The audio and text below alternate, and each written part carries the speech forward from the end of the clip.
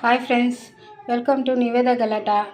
இப்போ நம்ம பார்க்க போகிறது தூதுவளை ரசம். அதுக்கு தேவையான பொருட்கள்: புளி கரைச்சல், அரைக்கிறதுக்கு மிளகு, சீரகம், பச்சை மிளகாய், பூண்டு, காஞ்ச மிளகாய், தாளிக்கிறதுக்கு பூண்டு இடித்து வச்சுருக்கேன், காஞ்ச மிளகாய், கருவேப்பிலை, பெருங்காயம், அப்புறம் உப்பு, கொத்தமல்லி, தூதுவளை கீரை ஒரு கைப்பிடி அளவு, தக்காளி கரைச்சி வச்சுருக்கேன்.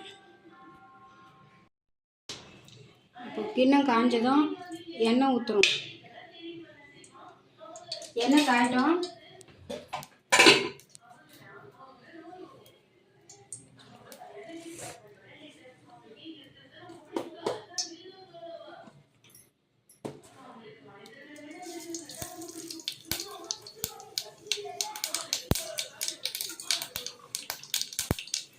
லைட் இருக்குங்க.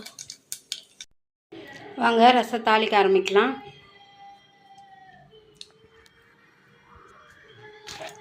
எண்ணெய் காஞ்சி கடுகு போட்டாச்சு.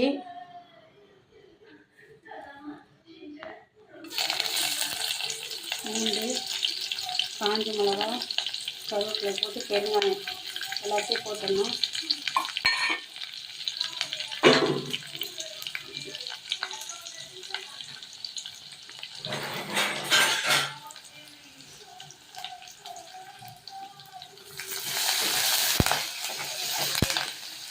எல்லாத்தையும் நல்லா வதக்கணும்.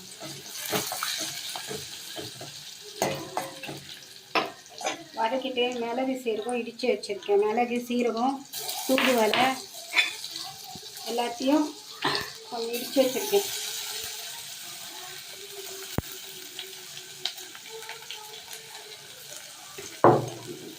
அதையும் நம்ம பச்சை வாசனை போகிற வரைக்கும் நல்லா வதக்கணும்.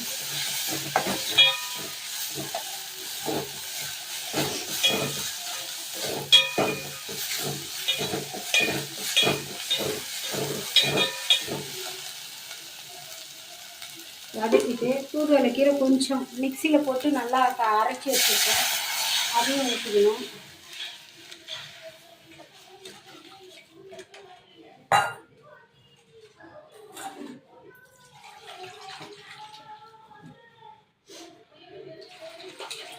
ஊற்றிக்கிட்டு புளியும் தக்காளியும் கரைச்சி வச்சோம் இல்லையா, அதையும் ஊற்றிக்கிறோம்.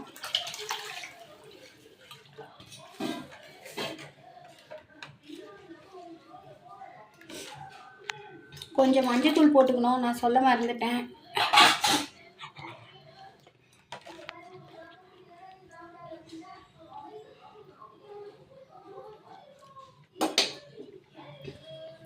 கூடவே கொத்தமல்லி கொஞ்சமாக போட்டுக்கலாம், லாஸ்ட்டாக கொஞ்சம் போட்டுக்கலாம்.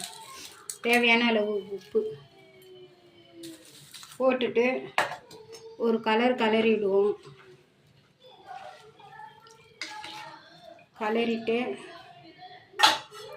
மீடியம் தீயில் வச்சு விட்ருவோம். மீடியம் தீயில் வச்சுட்டு ஒரு 5 நிமிஷம் கழித்து எடுத்துடலாம். ரசம் ரெடி ஆயிடுச்சு. இப்போ பார்க்கலாம். இப்படி நுரைச்சி வரும்போதே இறக்கிடணும். ரசத்தை கொதிக்க வைக்கக்கூடாது. கூட கொஞ்சம் லாஸ்ட்டாக கொஞ்சம் கொத்தமல்லி போட்டு இறக்கிடலாம். இது நெஞ்சு சளி வறட்டு இரும்பலுக்கெலாம் ரொம்ப நல்லது. சாப்பிட்டு பாருங்கள், உங்களுக்கு கண்டிப்பாக பிடிக்கும். உங்களுக்கு பிடிச்சிருந்தா லைக் பண்ணுங்க, உங்க ஃப்ரெண்ட்ஸ் கிட்ட ஷேர் பண்ணுங்க. ரொம்ப பிடிச்சிருந்தா சப்ஸ்கிரைப் பண்ணுங்க. தேங்க்யூ.